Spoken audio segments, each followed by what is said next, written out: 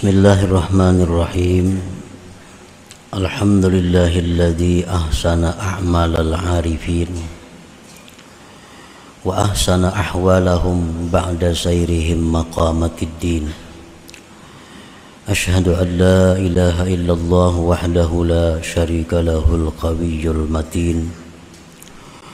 Wa asyhadu anna sayyidana Muhammadan abduhu wa rasuluhul amin. Allahumma salli wa sallim ala sayyidina wa maulana Muhammadin nuril alamin, imamil abrar wal muqarrabin, wa ala alihi wa sahbihi wa zurriyatihi wa atba'ihi ajma'in, amma ba'du. Yang kita hormati dan kita cintai para habaib dan para alim ulama, para muhibbin, hadirin, hadirat, rahimakumullah.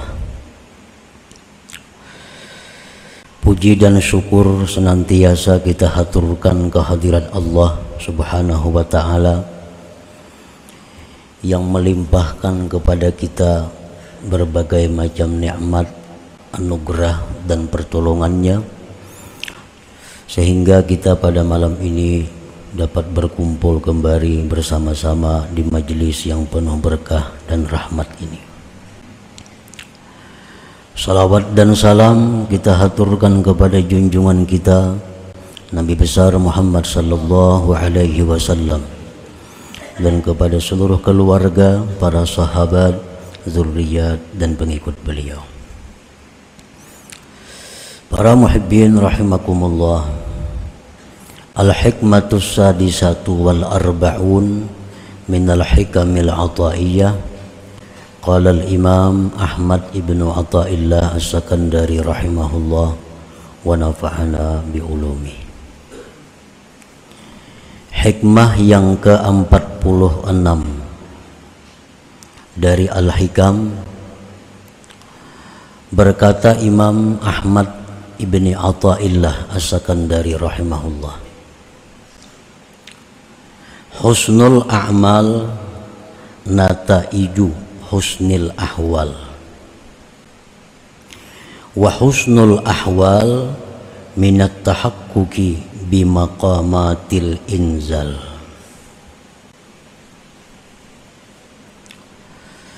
Yang artinya bermula baiknya amalan-amalan merupakan buah daripada baiknya keadaan-keadaan,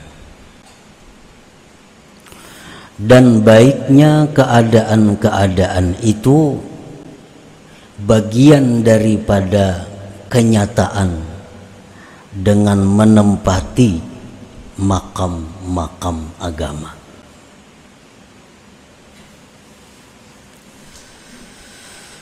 Para muhibbin rahimakumullah, di dalam hikmah yang ke-46 ini Imam Ahmad ibnu Athaillah menerangkan kepada kita tentang 3 hal. Pertama, tentang makam, artinya kedudukan atau tempat.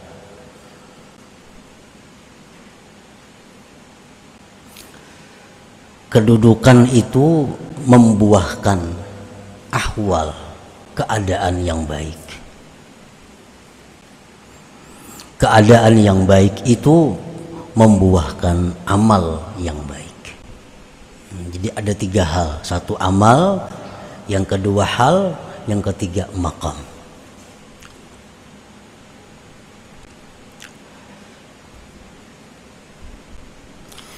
Innal ibadati allati yu'addihal abdu kas-shalah masalan innama tutahaqqaqu biha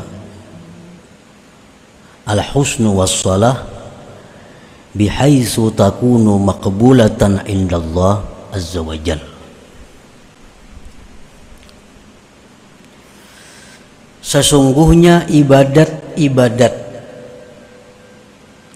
yang menunaikan akan dia oleh seorang hamba seperti sembahyang contohnya,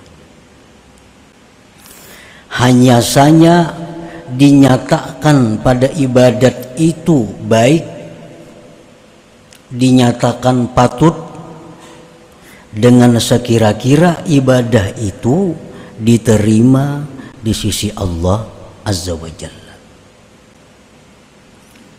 Ibadah itu dikatakan baik, ibadah itu dikatakan patut apabila ibadah itu diterima di sisi Allah Subhanahu wa Ta'ala. Artinya sebaliknya, ibadah itu tidak bisa dikatakan baik, ibadah tidak bisa dikatakan patut apabila ibadah itu ditolak oleh Allah Subhanahu wa Ta'ala. Nah, para muhibbin rahimakumullah, ibadah yang diterima Allah sebagaimana yang disebutkan dalam hikmah-hikmah yang terdahulu, ibadah yang diterima Allah itu tidak ada namanya sedikit. Ibadah yang diterima Allah itu banyak.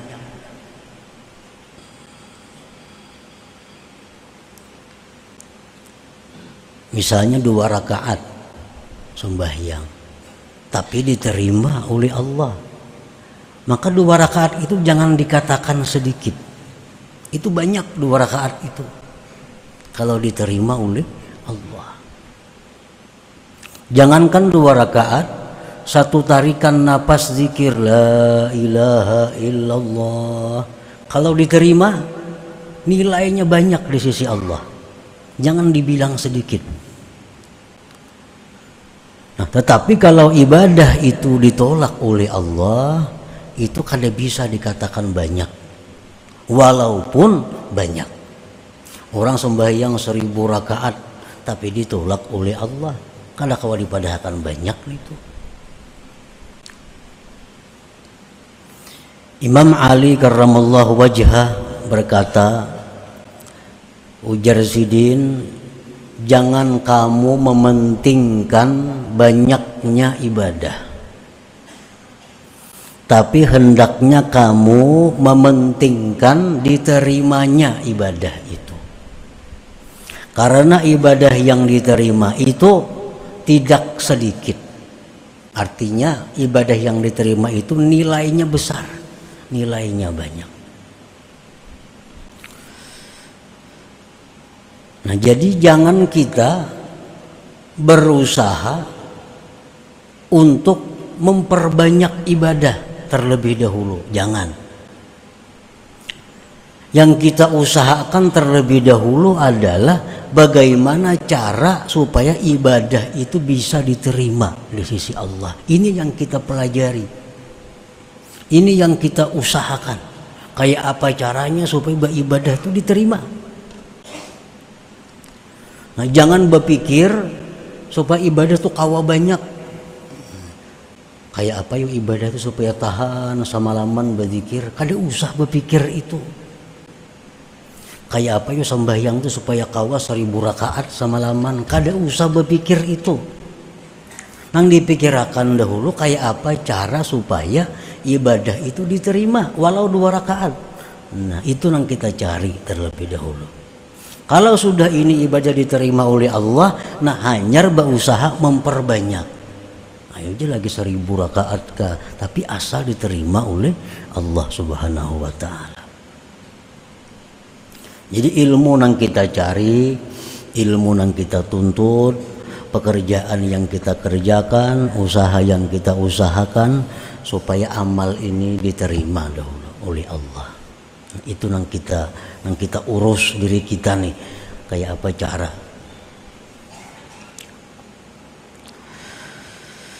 Hanya saja dinyatakan pada ibadat itu baik dan patut sekira-kira ibadat itu diterima di sisi Allah Azza wa Jalla. Orang yang sembahyang, ujar Nabi kita nih, 2 rakaat sunat subuh, 2 rakaat aja. Kalau sampai 5 menit 2 rakaat itu, dia diganjar oleh Allah dengan yang lebih baik dari dunia dan isinya. Coba 2 rakaat aja. Jadi kalau ibadah kita ini diterima oleh Allah, kada kau digisahan lagi. Kada kau digisahan kalau diterima. 2 rakaat saja ibadah kita diterima oleh Allah, lebih baik dari dunia dan isinya. Balasan yang akan diberikan Allah di akhirat kaina.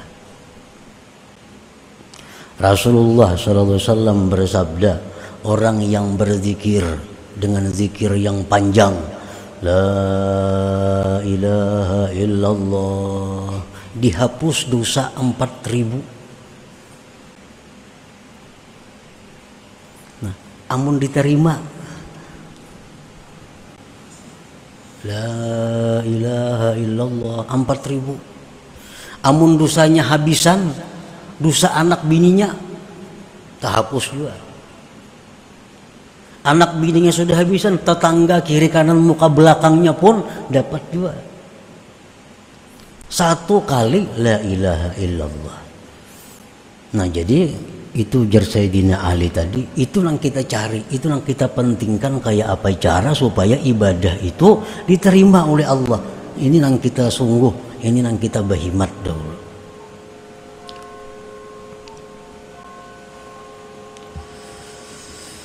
Wadzalika bitawaqquril ikhlas wa huduril qalbi wassafa minal ujubi warriya wa ghairiha minal afat. Yang demikian itu ibadah yang diterima Allah dengan sempurna ikhlas. Ikhlas.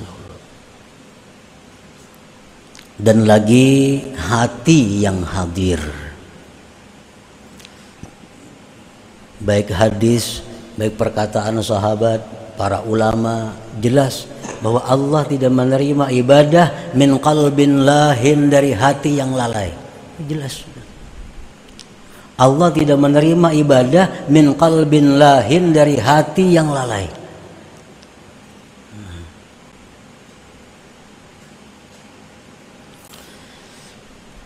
Ibadah yang diterima itu dengan sempurna ikhlas, hadir hati, bersih dari ujub dan riya dan yang lainnya dari penyakit-penyakit. Nah, itu.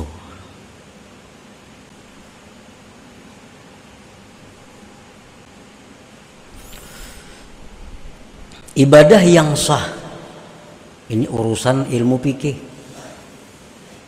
Kayak apa supaya sah sembahyang, supaya sah zakat, supaya sah puasa, supaya sah umrah hajinya. Itu urusan ilmu fikih. Belum tentu yang sah itu diterima Allah.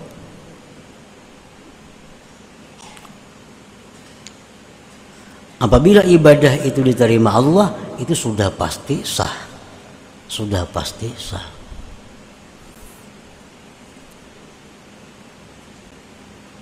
Ibadah yang diterima Allah itu dengan syaratnya ikhlas, hadir hati, bersih dari ujub dan riya dan penyakit-penyakit lain. Ghaira anna hadhihi sifat yata'assaru wujuduha illa bihusnil ahwal. Melainkan ini sifat-sifat tadi, ikhlas, hadir hati, bersih dari ujub, riya, itu sulit didapat. Sulit didapat kecuali dengan baiknya ahwal. Nah, dengan baiknya keadaan-keadaan. Maksudnya keadaan-keadaan itu apa? Ahwal dalam istilah orang-orang tasawuf itu apa? Kamahabbatillahi ta'ala, seperti cinta kepada Allah, wasyauqi ilaih, rindu kepada Allah, wal haibati minhu, segan takut daripada Allah. Nah, kalau kita ini cinta kepada Allah, rindu kepada Allah, takut daripada Allah, maka ikhlas, hadir hati, nyaman, kadang alih mencari. Mun kita ini cinta kepada Allah, rindu kepada Allah, takut kepada Allah, mencari ikhlas itu nyaman, mencari hadir hati itu mudah. Nah, makanya tadi ikhlas, hadir hati itu kada akan bisa kalau kada baik keadaan. Maksudnya baik keadaan itu adalah cinta kepada Allah, rindu kepada Allah, takut daripada Allah. Nah, wa husnul ahwal, baiknya keadaan tadi, cinta kepada Allah, rindu kepada Allah, takut daripada Allah, ba'da tahaqquq bisairil maqamat, itu didapat sesudah kita menjalani atau menduduki makam-makam dalam agama. Nah, makam-makam dalam agama itu contohnya kataubati, seperti tobat, wal wara'i wara, waz zuhdi zuhud. Ini makam-makam yang kita mesti lalui.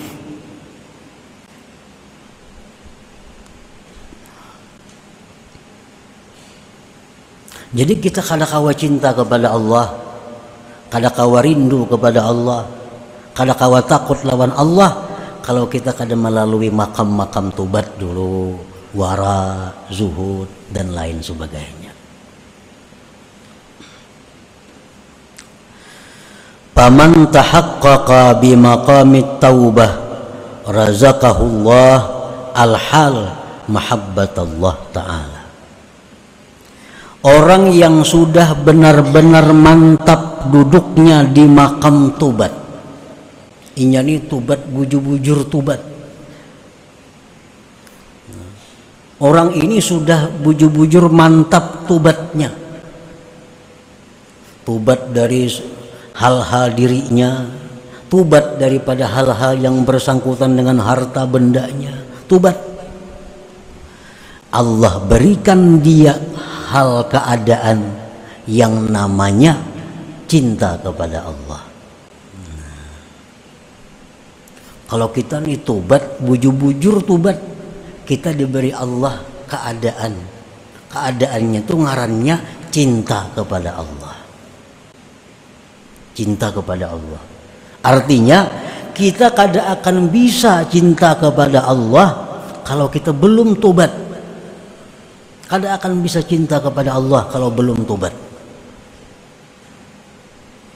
Karena cinta kepada Allah itu merupakan buah daripada orang yang duduk benar-benar di makamnya tobat tadi.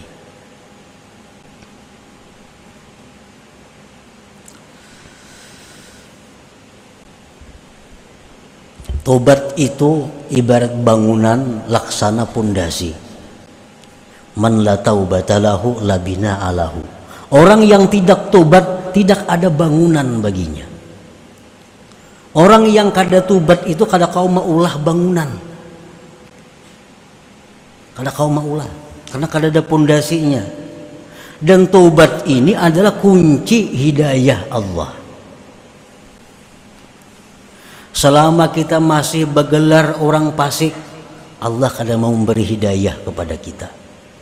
Selama kita masih bergelar orang zalim, Allah kadang memberi petunjuk kepada kita. Nah, untuk dapat hidayah Allah, tobat itu kuncinya. Dalam Al-Quran disebutkan, wallahu la yahdil qaumaz zalimin. Allah tidak memberi petunjuk kepada orang-orang zalim. Orang-orang zalim ini kadang diberi Allah petunjuk untuk berbuat kebaikan yang bisa diterima oleh Allah. Nah, artinya kalau orang zalim ini berbuat kebaikan juga, itu bukan petunjuk Allah. Itu dari dorongan nafsunya sendiri atau dorongan syaitan. Misal orang zalim ini hendak berbuat sedekah, orang zalim ini hendak sembahyang, ini hendak puasa, itu bukan hidayah dari Allah. Bukan hidayah dari Allah. Karena Allah sudah menyatakan wallahu la yahdil qaumaz zalimin, Allah tidak memberi petunjuk kepada orang zalim.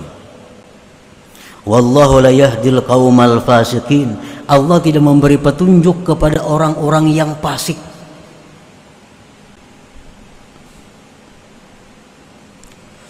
Tsumma jatabahu rabbuhu fataba alaihi wa hada. Nah, tobat tadi kunci hidayah. Allah menyatakan bahwa Allah memilih dia, Allah beri dia tobat, dan Allah beri petunjuk dia.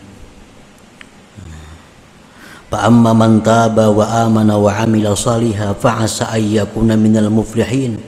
Ujar Tuhan, orang-orang yang tobat, beriman, beramal salih, dia akan jadi orang yang beruntung.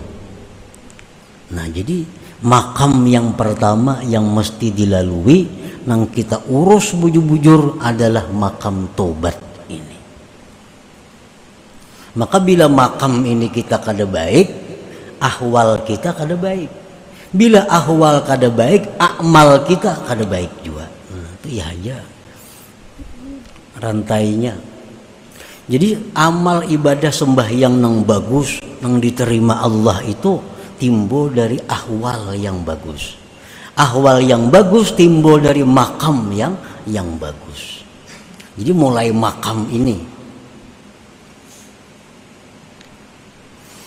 Wa man tahaqqaqa bi maqamil wara razaqahul hal asyauka ilaih. Orang yang benar-benar mantap duduk di kedudukan wara, Allah berikan dia keadaan yang namanya rindu kepada Allah. Kalau kita bujur-bujur wara, pasti ada dalam hati kita rindu kepada Allah itu. Rindu ini melebihi dari cinta. Setiap orang rindu pasti cinta. Setiap orang cinta belum tentu rindu. Belum tentu rindu. Nah, kalau rindu ini sudah jelas cinta yang luar biasa. Ini makam yang dilalui. Wa man tahaqqaqa bi maqami zuhdi razaqahullah al-haibata minhu. Orang yang bujur-bujur duduk di tempatnya zuhud, Allah beri dia keadaan yang namanya takut daripada Allah. Al-maqamatu makasibu wal ahwal mawahibu minallahi ta'ala. Makam-makam ini adalah usaha dari kita. Sedangkan ahwal itu adalah hadiah dari Allah. Kita berusaha tobat. Berusaha tobat. Lalu kita bujur-bujur tobat. Allah berikan kita hal ngarannya cinta kepada Allah. Kita bujur-bujur wara. Dia beri Allah kita hadiah hal ngarannya rindu kepada Allah. Kita bujur-bujur zuhud. Kita diberi Allah hal ngarannya takut daripada Allah. Nah, para muhibbin rahimakumullah.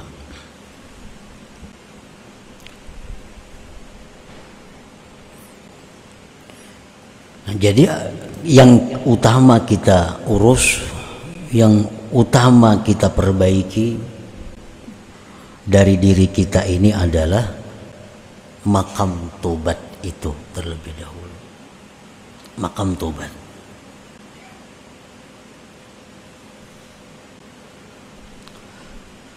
Kita periksa satu persatu anggota tubuh kita, dari mata, telinga, hidung, mulut, tangan, kaki, perut, kemaluan dan lainnya. Nah, kita kontrol itu. Kalau itu ada membuat pelanggaran-pelanggaran hukum Allah, kita minta ampun kepada Allah, Allah mengampuni. Allah mengampuni. Kalau kita ada sifatnya zalim kepada orang, menggibah, memfitnah, mendakwa, kita minta halal kepada orang itu. Kita minta halal kepada orang itu.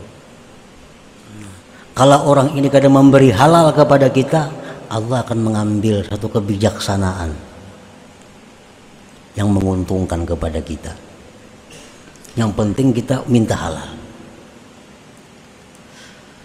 Nah, tobat dari urusan harta benda, kita kontrol harta benda kita. Mana yang didapat dari sumber halal, mana yang didapat dari sumber syubhat, mana yang didapat dari sumber haram. Yang dari sumber haram kita kembalikan kepada pemiliknya. Yang dapat dari sumber syubhat kita kembalikan kepada kepentingan kaum muslimin. Yang halal itu yang kita tinggal. Nah, ini tobat dalam masalah harta. Bila sudah kita bujur-bujur melakukan itu, otomatis sudah hati kita ini akan cinta kepada Allah. Akan cinta kepada Allah. Nah, bila kita cinta kepada Allah, ibadah kita itu nyaman ikhlasnya, nyaman hadir hatinya. Maka bila ibadah ini ikhlas, hadir hati, itu tanda-tanda ibadah yang diterima oleh Allah Subhanahu wa ta'ala. Apalagi orang ini sudah wara. Nah, kalau wara ini bujur-bujur sudah wara, diberi Allah kerinduan kepada Allah. Mana cinta, mana rindu, maka ibadahnya akan semakin nyaman, ibadahnya akan semakin khusyuk, ibadahnya akan semakin baik. Ditambah pulang zuhud, diberi Allah pulang takut daripada Allah, ibadahnya makin hebat lagi.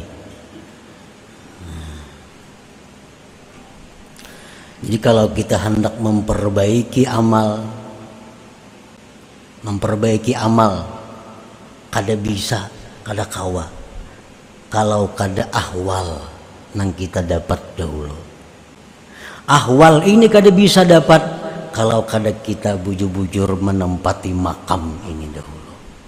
Nah, tobat bujur-bujur kepada Allah, dapat cinta.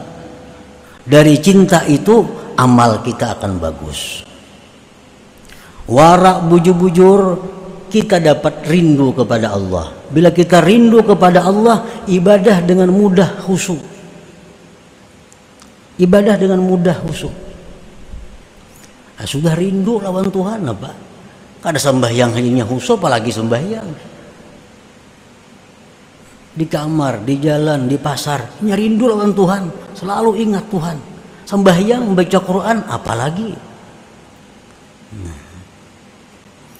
Jadi faman kanat ahwaluhu mahabbatallah ta'ala wa syauqa ilaihi wal haibata minhu fala budda mukhlisun til ibadat wa qalbuhu hadirun biha.